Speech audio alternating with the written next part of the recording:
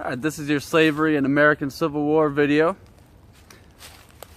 So, in 1856, Charles Sumner, who's a senator from Massachusetts, basically ripped on Andrew Brooks, who was a senator from South Carolina, about his stance in favor of slavery. He basically says he has chosen his harlot, the harlot slavery. So essentially calling it prostitution to be a slavery supporter. And Sumner was certainly one of those who was opposed to slavery, and Andrew Butler was not. So that was the backdrop to one of the most infamous moments in congressional history, when Preston Brooks, who was a representative from South Carolina, who was the cousin of Andrew Butler, came in to the Senate floor where Sumner was sitting, Charles Sumner from Massachusetts, and he came up with his cane and confronted him and proceeded to beat him. And not with a stick, but with his cane, and beat him senseless. And Sumner, who was apparently sort of stuck under the bolted down table, finally got up and started to walk out and collapsed. And he really suffered some major injuries that would really carry through his life. He was not killed, but it was quite close.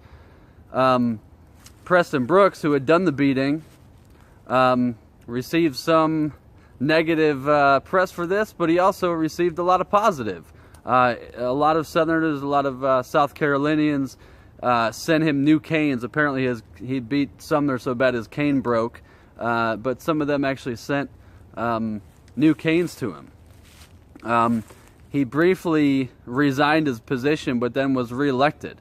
So you see that the intensity behind it, this battle over slavery by 1856. So, you know, how did we get to this point?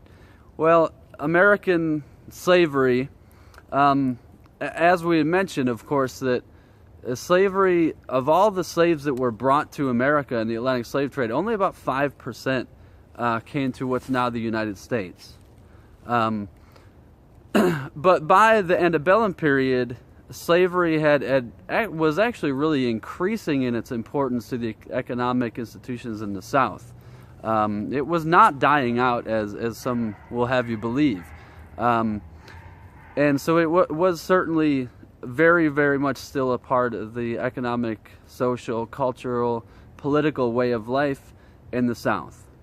Now, you know, some people will say, oh, the slavery had nothing to do with the Civil War, and that's absolute garbage.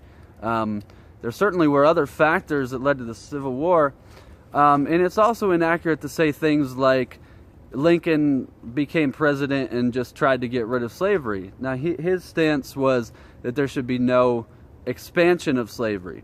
And in a lot of ways, the issue over the expansion of slavery, because you have new states coming into the Union at this time as the country is sort of moving west and adopting states. So the expansion of slavery really became a critical issue. But of course, when Lincoln was elected in 1860, a lot of Southern leaders felt that that was sort of a symbol of things to come under this government. Certainly there were other issues as well. There were economic things that a lot of Southerners, businessmen and politicians felt like Northern institutions and the Northern industry was sort of dominating the politics, the national politics. So certainly slavery is not the only issue, but the issue of expanding slavery to the new territories that were going to become states, that was a very critical issue. And to suggest that it was just purely about states' rights, well, a lot of those states' rights were often relating to slavery that they were standing up for. So, an example would be the Fugitive Slave Act in 1850.